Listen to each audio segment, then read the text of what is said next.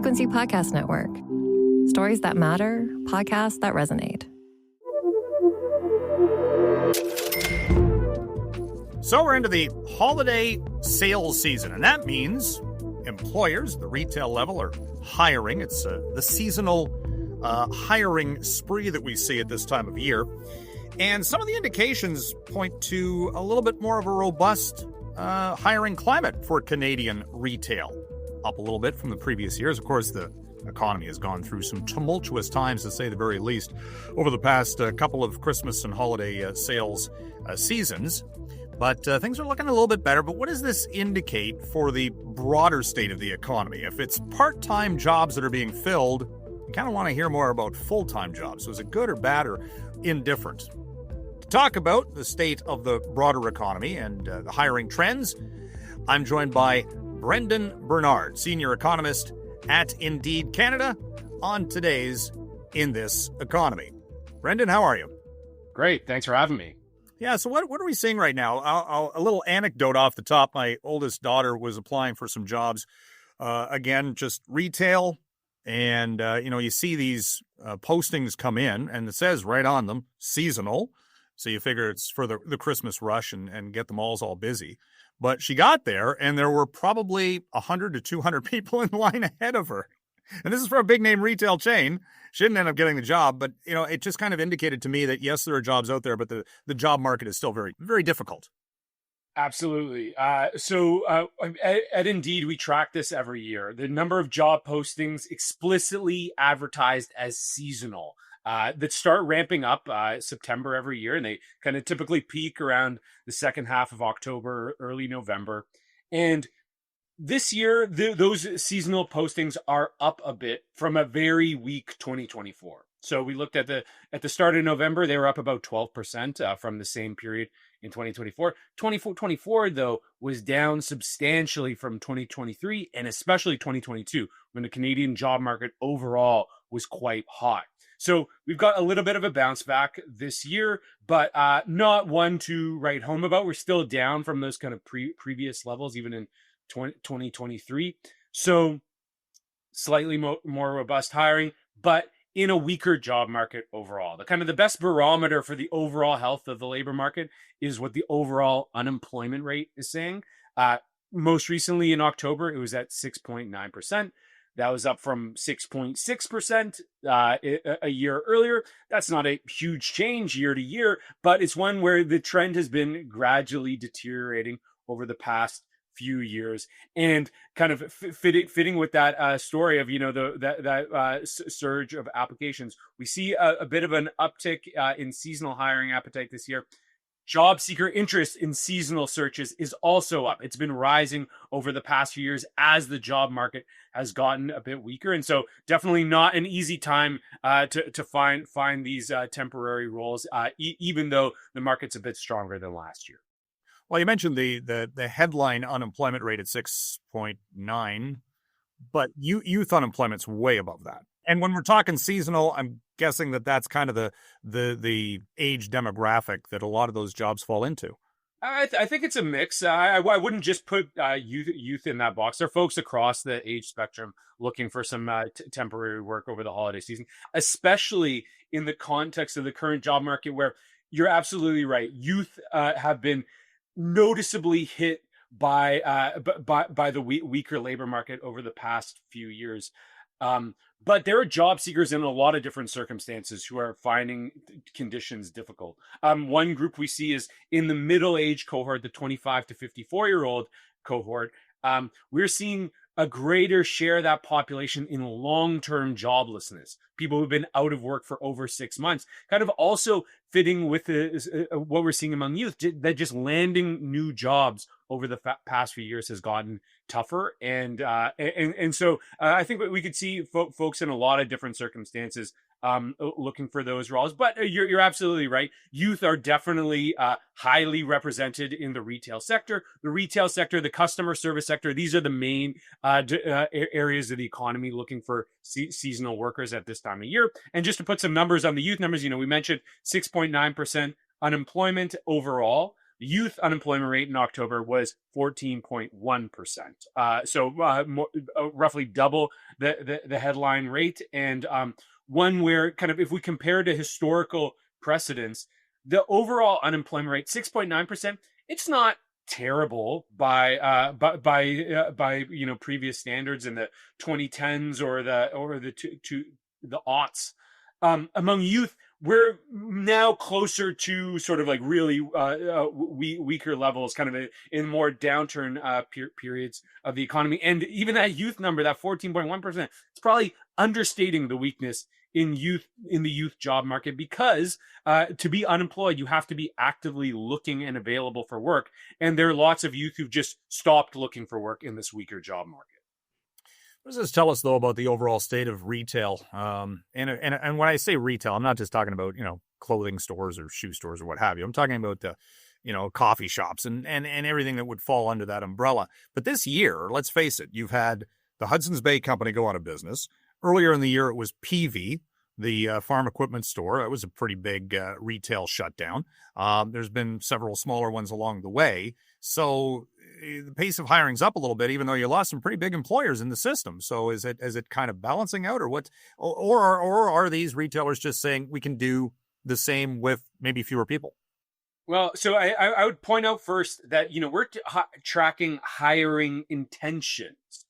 Job postings rather than specific roles filled. So little nuance there. I think there's a few things happening. One is that just when thinking about the overall economy and the movement of the job numbers, the only single employer able to swing the job numbers from 1 month to another is the federal government. That's the only one large enough. Everyone else are, while they might be, well known across the country, the labor market's an ocean. And so single employers, growing or shrinking, it's tough for them to really have an imprint on the national numbers when there's just when the world out there is just so broad and there are so many different businesses to track. I think on the retail side, just something else I notice is that overall Canadian household spending on retail trade has been fairly robust this year. It started to pick up at the end of last year, and it has remained kind of on the robust side this year as well. Well, you talk about the self-checkout. I can think of one retail brand, Uniqlo, for example. You go in, you put your items in, and somehow it scans everything for you. But they still have people there watching the process to make sure you're on the up and up. But, are companies hiring more perhaps customer service types, like actually being out on the floor to interact with consumers, or and taking away from just the mundane task of the checkout because if I'm in a store, I'm looking for something, I want to find somebody I can talk to. I think customer service looks on net pretty similar to retail. The two are kind of directly linked, as you mentioned. Both are customer facing. I think where likely things have shifted a little more is more back of the house retail and transportation and distribution. The product needs to get to the stores, and there needs to be, a whole pretty complicated distribution network to facilitate all this online shopping. And so that's probably where I think demand has particularly shifted. But that work is, I think, on net less customer facing, even though I think your example is right about, you have fewer people behind the cash register. That means potentially more people on the floor, but how many more people? Whereas, I think where the demand really shifts when spending goes online is in the loading and stocking side, is in the delivery of goods, and these are trends that aren't just 1 year to year. They're longer term, and so I don't necessarily think this is kind of what's driving the numbers if we compare 2023 to 2025, but we start expanding the time horizon. The world of retail, how we spend has changed, and the job market follows that as well. You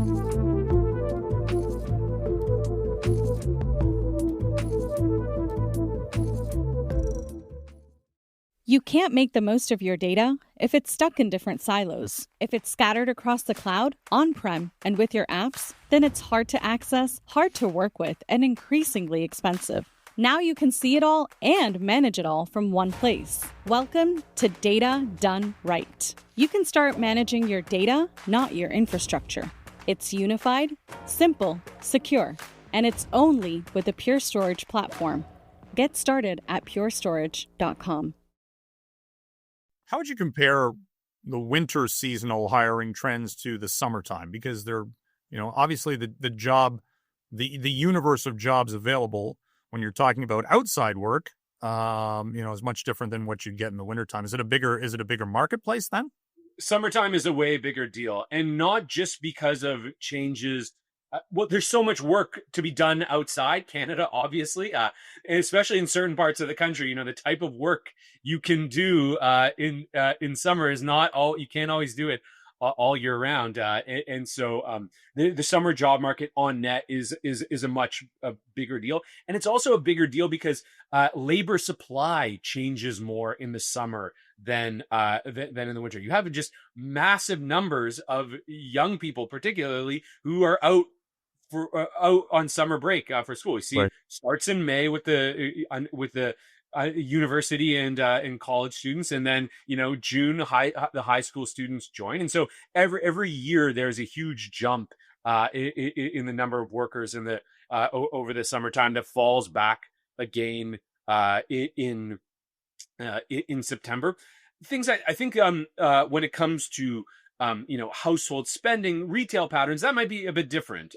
But when it comes to jobs, it's really the summer months when not only is there all this demand for work to be done outdoors, whether it's in the kind of manual labor side of things or in the recreation economy and tourism and camps, but also just this wave of job seekers hitting the market. Whereas I think when it comes to the holiday season, you've got household spending definitely, and demand in that corner of the economy. But I think it's more localized. Yeah.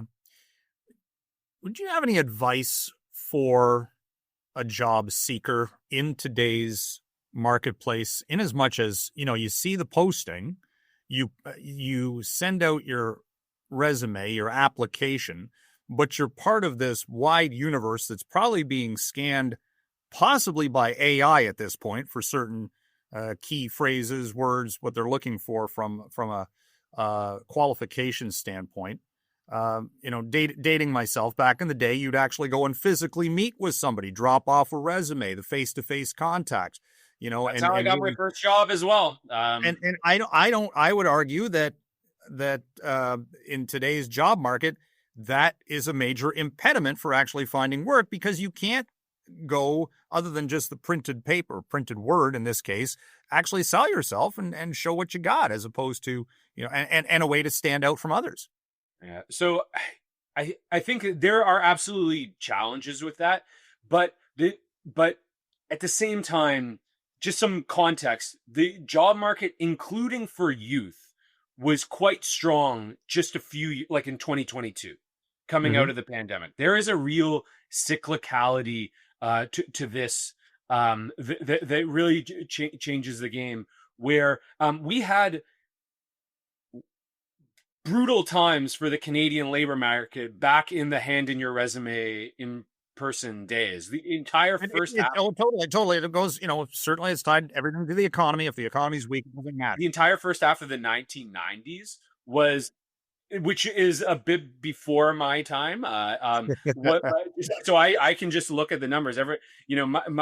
When I think about the early 90s, I think of like the 92, 93 Blue Jays. What gets lost in that memory is that Toronto was in an economic depression. 91 was a brutal year. I came out of university that year, and it was terrible. I remember. And so job search technology absolutely does change, and it definitely is way less face-to-face, but we have these also cyclical changes driving the ups and downs of the economy that can cause this situation to shift very rapidly, where, for instance, for teenagers in particular, we went from a strong job market to one of the weakest we've seen in like a really long time, especially for those under age 20. And so I think that is important context, but there definitely does there is a definite, like, even similar to the retail sector, there's an aspect of face-to-face personal connection that definitely has shifted away. It's just not necessarily why it's tougher to land a job today. Yeah. Is it now the immigration numbers obviously have been in a state of flux. They were huge for a couple of years. Now they're kind of tapering off. Is that starting to filter through as from a competitive labor market competition standpoint, number of applicants versus the number of jobs? Is that starting to balance out, or is that going to take more time? Well, I think there's the surge in population, and that's kind of like, and I talk about the surge in like migration rather than immigration specifically, because immigration, I think, refers more, precisely to people getting permanent residency in Canada. And that's not what drove the surge in population. It was a surge in the number of non-permanent residents coming to Canada. Foreign students and other forms of temporary foreign workers. And there, I think we've seen the first side of that whiplash in policy and population growth, in the sense that interest in Canadian job postings from abroad has come way down. So this is something we actually saw on Indeed, where just clicks on Canadian job posting from job seekers located outside of Canada, it surged coming out of the pandemic. And shortly after, we saw this huge surge in population growth, particularly non-permanent residents.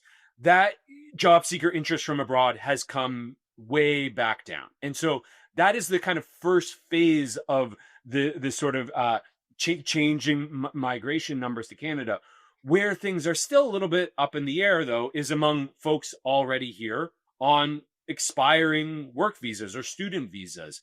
And that's where I think we've seen some shifts, but overall, as a share of the population, the number of non-permanent residents still quite elevated. But this is the area where I think it's going to be more gradual how the trends show up, and that impacts both like the recruitment market, like for instance seasonal hiring, but also you've got folks, especially on like postgraduate work permits, who are working in jobs all across the economy, where their status going forward might be uncertain, and that this creates sort of like major uncertainty for these individuals in particular, and then also the employers who employ them. Yeah. We are, what are we, a month away from Christmas almost, and the seasonal hiring for this portion of the year, I'm pretty sure it's close to being over. But as we go into 2026, how early should people be applying for jobs for next summer, for example? If again, kids are in school and looking for summer work, yeah, there'll be jobs posted, but should they be trying to get this out maybe in January as early as possible for certain positions that they might, or retail, or maybe golf courses or whatever that they might want to be looking at a job for? So, I mean, the job posting numbers, they start ramping up a bit later in the year, but it's a numbers game in general. And you asked, I think, a little bit before about, advice for people in today's job market. It's tough because a lot of the advice I would give isn't necessarily cyclically dependent. It'd probably be pretty similar whether the job market was strong or weak, in terms of, doing your research on the opportunities out there, using the different tools available, both kind of like, seeing what's online, on Indeed, but also, talking to networks, just hitting the pavement. I still think also could be useful, but that net worth portion, I think, is also really important, both for potential opportunities, but also kind of like guidance, advice, wisdom, because getting into any specific area of the economy is always unique and has its own unique considerations, and that's something I would say in any job market. Those are important steps along the job search process. Think though, in a weaker job market, then there, I think then the sort of like expectations component comes in, that you are like, for instance, on these seasonal jobs, we see, even if we see like a bit of an uptick in 2025, well, then the job seeker interest in seasonal work is also up. And so, more competition for those available roles, is going to create challenges landing them. And so I think, going in with that understanding, but also I think part of that understanding is that it's not your fault that you are entering the job market at a weaker time than it was 2-3 years ago. That's just kind of the landscape of where things are. It's not going to be permanent because the job market is quite cyclical, but in today's world, in where the job market stands today, if that's the landscape, then kind of like at least for sort of, I think, expectation settings, and also not to get discouraged, even if it's difficult landing a job immediately. People are getting hired constantly. There were, even in a weak summer job market this past year, there were tons of jobs started in May and June, like there are every year. It was a bit harder for individual folks to land them, but those jobs were started. And then I think over time, getting back to the population growth and things like that, on the entry level side of things, I think over time, with that sort of now plateau in population, I think that, like, going forward, could make it a bit easier to land some of these entry level roles, because we see especially with the plunge in teenage employment rates, for instance, those are in a lot of like lower paying that reflects a tougher time getting those like lower paying entry level jobs that where we have seen a rise in non-permanent residents working in. And so I think as that trend cools off, that could create a bit of opening for teenagers to land some of those entry level jobs. And so that's kind of like the immediate environment. But even with that sort of like changing population growth, that's not going to save the job market. It might kind of like cause some shifts for certain entry level roles. Getting the job market actually turned around, though, is about what's going on in the broader economy. And that's an area where at least in the near term, it's tough to see a major turnaround. The forecast for the Canadian economy in 2026, pretty subdued. We took this like major hit from it was already subdued even prior to this trade uncertainty with the U.S., but that's now a new factor cloud hanging over the head. And when we think about the youth job market, weakness in the youth job market, it's also a symptom of trends happening in the economy more broadly. Youth need people older than them to have a strong job market so they can change jobs and move up the ladder to open up those entry level roles. And that only happens with a strong economy and strong overall labor market. And you can't fake that by, for instance, targeted policies at youth or things like that. Like it requires a strong economy overall to get the labor market working in the right direction. And if people aren't retiring as early as they used to, if they're staying in the labor market longer, right, that just jams up the system that much more. So it does to a degree, but I think on net there are more while people do work in the labor market a bit longer. They also the number of people hitting retirement is still up. And so, you might have people working more into their mid 60s than they used to. But by the time you get into especially, hitting 65 and above, the labor force participation rates come way down. And so on net, those retirements actually probably outweigh, I think, especially at least today, probably outweigh or at least offset whatever effect there is from people working longer. Yeah, well, let's just hope for a 2026 turnaround. I mean, coming into 2025, we didn't quite know what was. Every year is different, and it's sometimes tough to predict. So maybe 2026 is the year of the turnaround. We'll see. Around this time last year, I think there were some reasons for cautious optimism facing the labor market. One of those being, this year, I think, finally started to digest that higher interest rate environment that really did change the situation kind of coming out of the pandemic. We had this huge spending boom, and inflation was really high in 2021 and early 2022, and so we had this whiplash where across the world.